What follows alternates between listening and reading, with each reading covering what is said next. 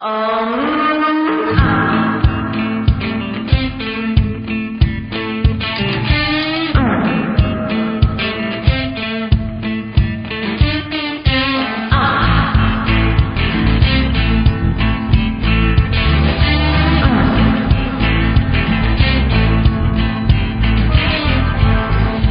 eyes, black hairs, very right, so pay your fare. Cards laid out, palms to the sky. Trust me, girl, spirits don't lie. Hear the fear in my voice, but we both knew I had no choice. Anger has me now. Sin control is cheating ways of taking their toll. She's got that country voodoo. He's gonna love the likes of you. A pinch of regret, shake of hate. I stir that fire, yeah, you just wait. Devil works in, I don't mind. So catch the spell and bide your time. If revenge is your goal, trade your soul.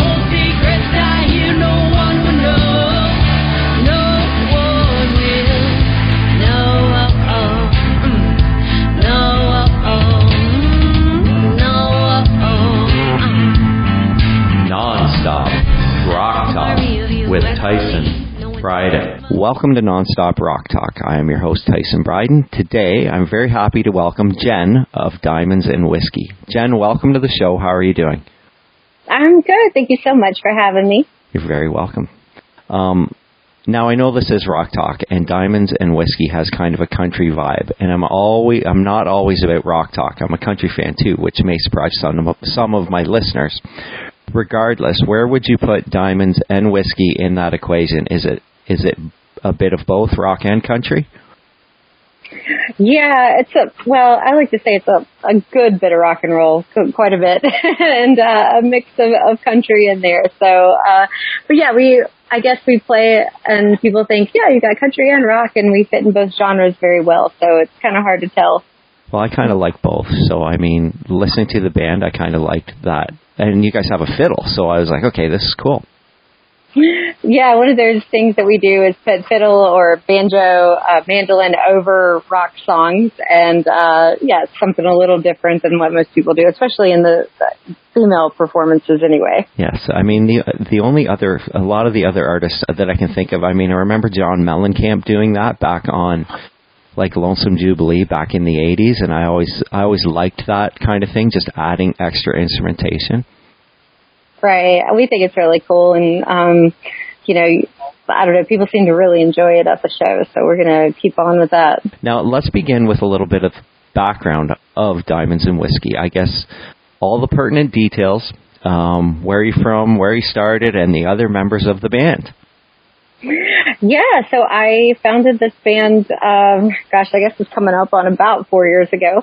And it started more just as a hobby. I wanted to play some covers and that sort of thing. And then I realized that wasn't going to be enough. And I started writing music and recorded that whole first record. The band's changed a lot over time. I've had lots of different players come in and out, and now that we're actually really getting out on tour and playing, I've been with the same great guys for a while. So I've got two guitarists, and one of which plays banjo and mandolin, bass, and guitar. So he'll switch off instruments on stage. I play piano, bass, and guitar. And then, of course, we have a couple of different girls that play fiddle with us that usually play mandolin or piano or other instruments. So instrumentation is a big part of our show. And everyone that I play with they're all pros and stellar. So most of everything, though, is kind of centered around me and the story. So I write all the songs, and, we're on album number 2, our sophomore album. So yeah, I just front the band and then get to play with these amazing players. It's pretty great. That's fantastic. Now, where are you based out of? Charlotte, North Carolina. Nice. I'm a Carolina girl. That's where I'm from, and I've been in Charlotte for years. So Charlotte's where we hail from. I mean, I had to ask because I'm up in Toronto. Oh, I can tell. Yeah, you can probably tell my accent, right? Yes, absolutely. I like it. Should I say A? You haven't said A yet. I keep waiting on it, but I haven't heard it yet. I try not to be honest with you. I try as hard as I can not to say it. I like it. Every time I've been to Canada, I come back and I've been saying A after everything. So it's really funny. You pick up accents where you go a lot of times. Yes, I always find when I go down to Nashville, I come home and I'm speaking Canadian, but I'm also have this like Southern thing going on as well. Which sounds kind of funny. Awesome. Yeah, that's cool. Yeah. So, besides the band, I mean, give me a little bit of your background before you formed Diamonds and Whiskey. What kind of influenced you to start playing music, possibly other bands you played with? Yeah, so I grew up, on 30 acres. I'm a country girl, and I grew up in church. So I started with gospel and hymns, and I started playing piano when I was 4 and singing in church. And I didn't have a TV or radio because my parents are pretty religious, so I didn't have a lot of outside influence until I got older and became rebellious and which we all started. Do. Yeah.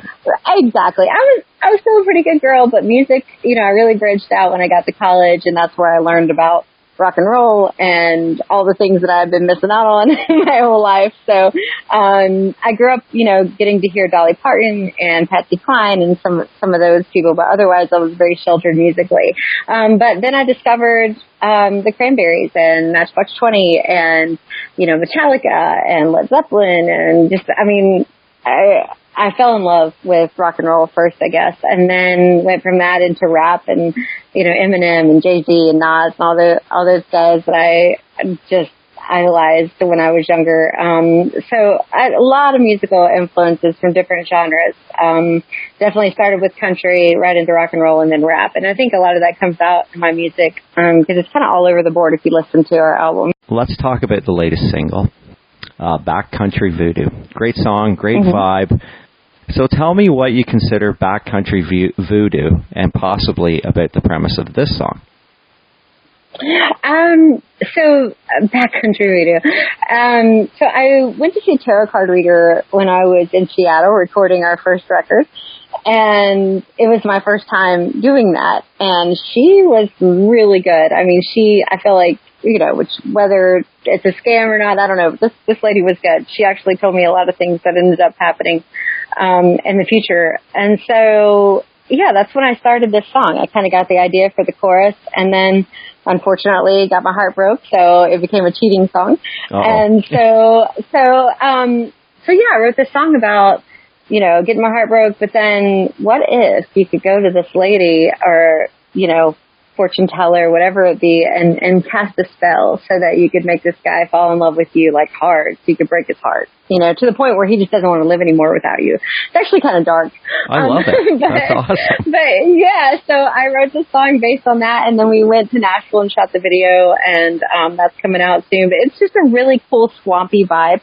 We chose this song as the first single, not because it's the best song on the record, but because it really showcases our sound really well. So it's a good bit of rock and roll, but still has the country vibes and the swampy feel. And then, there's organ in it and just all these different sounds. I think Jim Brock played percussion on this.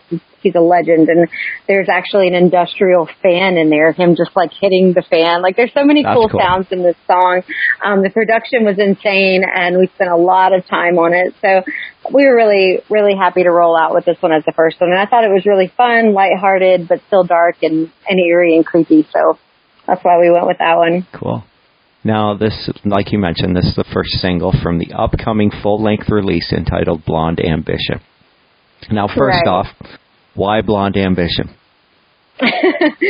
Well, obviously I have blonde hair, but not naturally. And so I have like a dark brownish auburn hair naturally that does not want to be blonde. Trust me, it takes me forever to get there. And growing up, all my mom, most of my family are natural blondes, and I wanted to be blonde so bad. And so the song Blonde Ambition, which is on the record, is about me turning 18 and finally dyeing my hair blonde because my parents couldn't tell me no anymore. Right. And it's a really, really fun song, very country.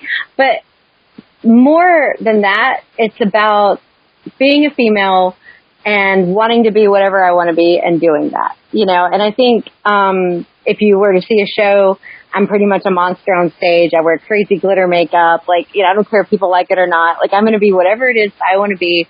Love it or hate it, but you won't forget it. That's kind of my motto. So Blonde Ambition really kind of spoke to that feminine, badass, if you will, type of attitude that I have, where you're not going to tell me no, I'm going to do whatever I want. So that's kind of why we went with that. It was fun, but a really cool title. And, I thought it was catchy for an album title anyway. It's a good statement.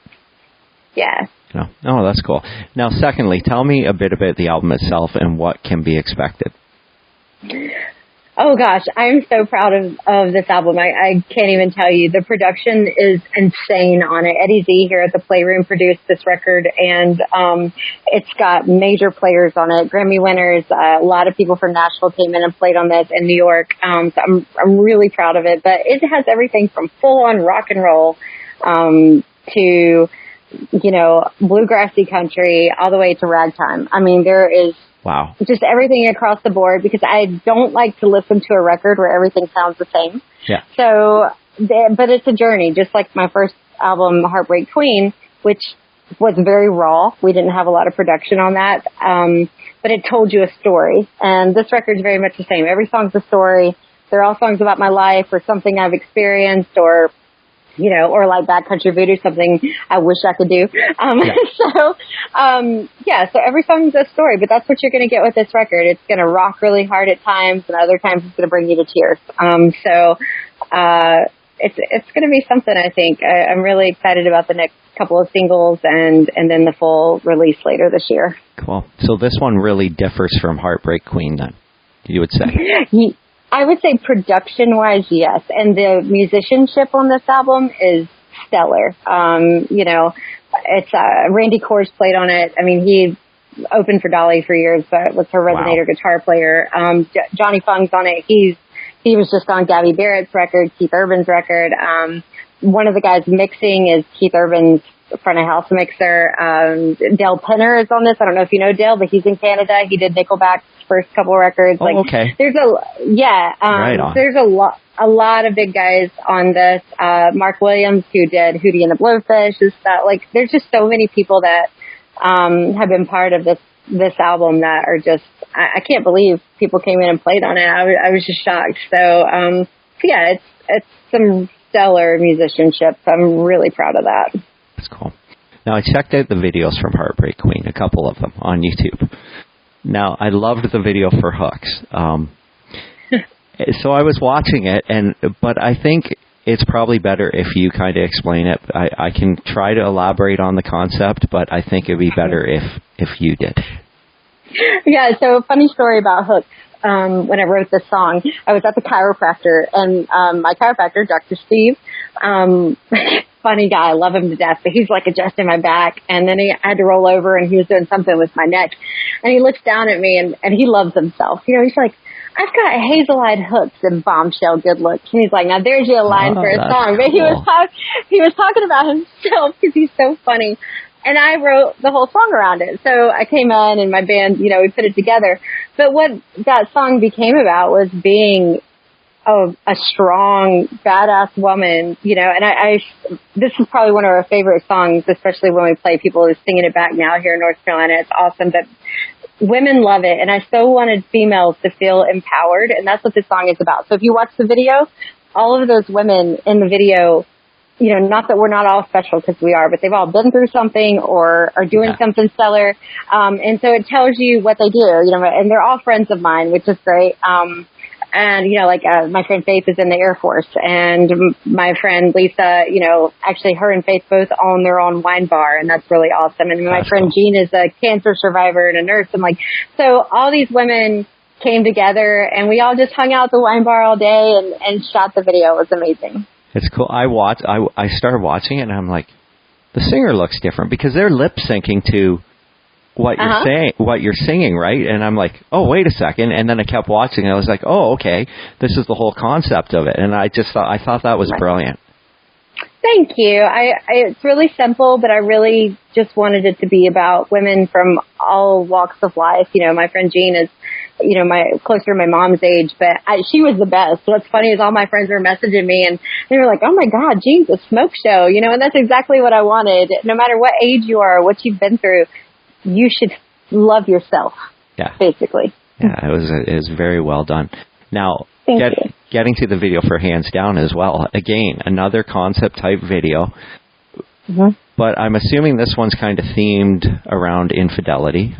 I mean, what's funny? I'm going to tell you something about this video that I have never told before. Oh, cool. What's funny about that is my actual wedding footage.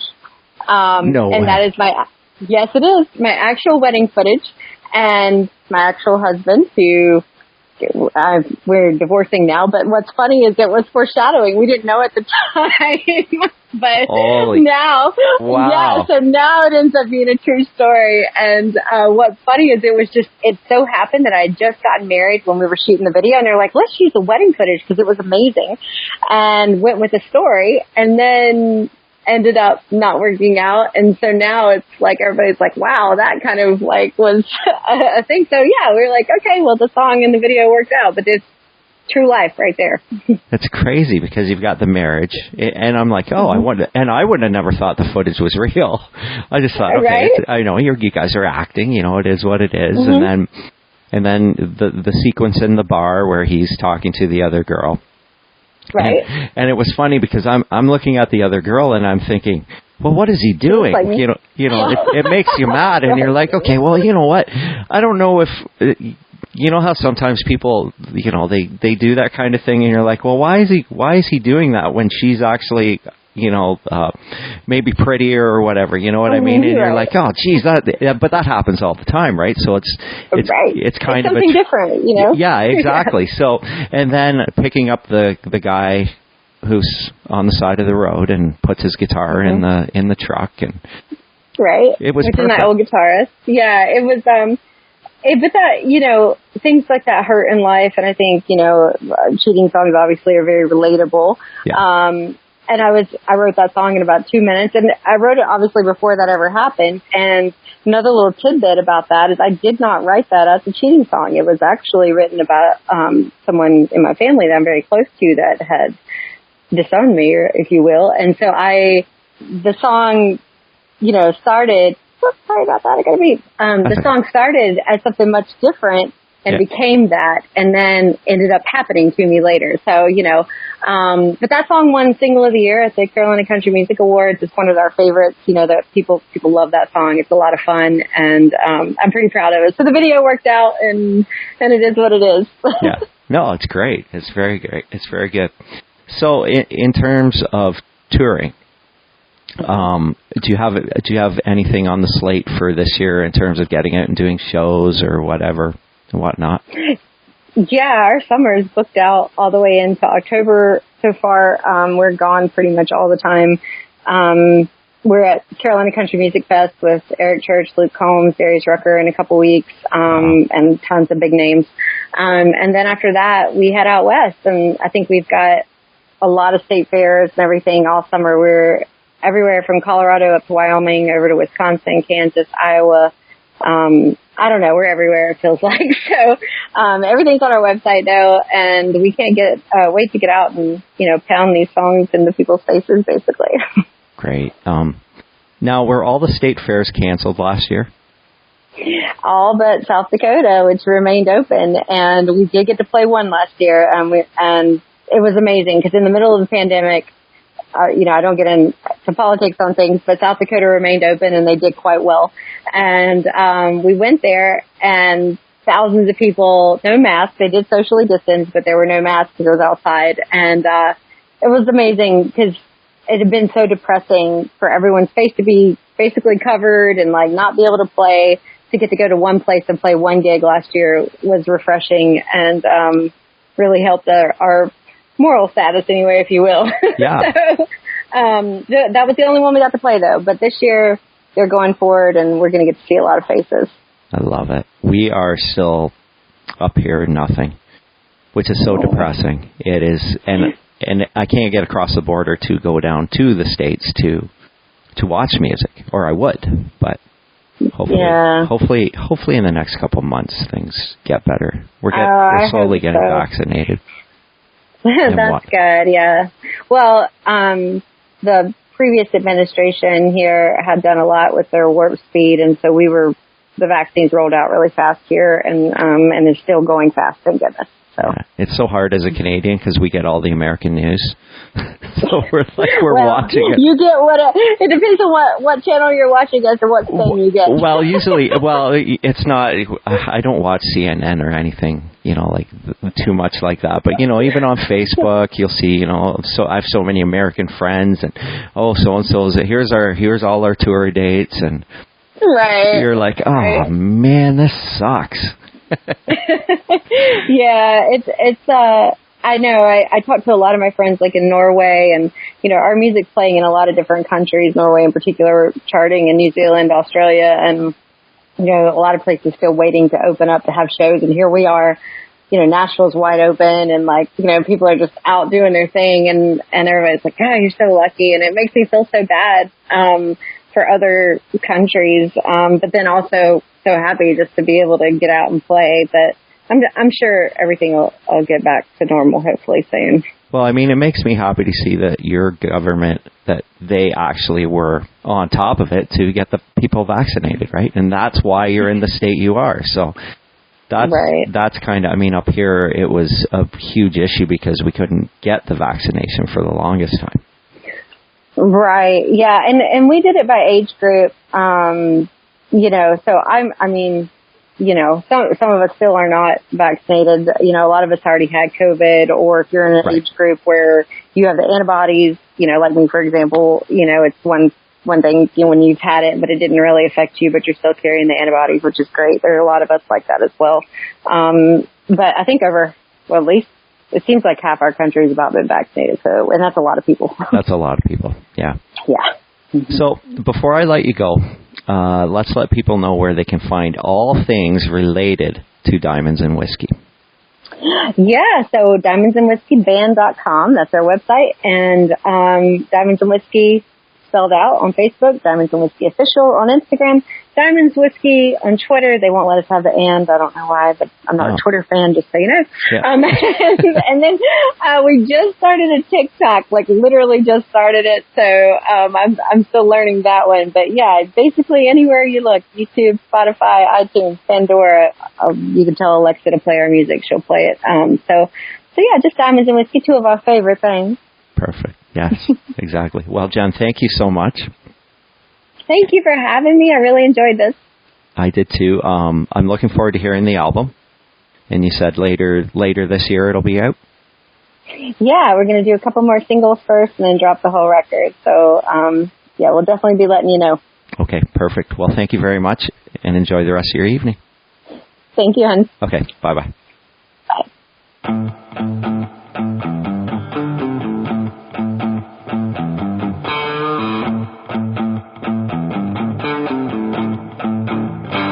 I bat my eyes like a storm, baby. I'll pass through the night. I wreak havoc, then I'm gone by morning light. Oh, I'm dangerous. Don't say I didn't warn you. I'm dangerous.